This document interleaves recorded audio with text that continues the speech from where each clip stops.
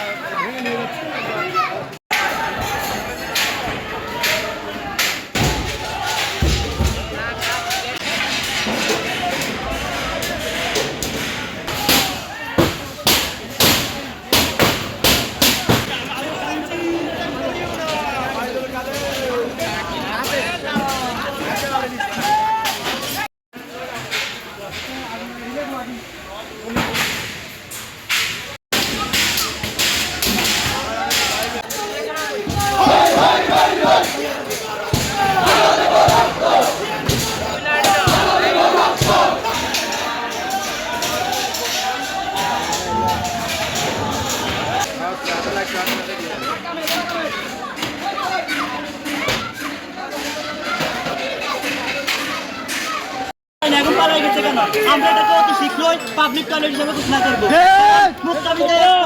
বাবু চাইলের বাড়ি public toilet হিসেবে ঘোষণা করা হয়েছে। পাবলিক টয়লেট হিসেবে ঘোষণা করা হয়েছে। অবৈধ টাকা দিয়ে, আওয়ামী লীগের অবৈধ টাকা দিয়ে যত সম্পদ তৈরি করা হচ্ছে সবগুলোকে পাবলিক টয়লেট হিসেবে ঘোষণা করা হবে।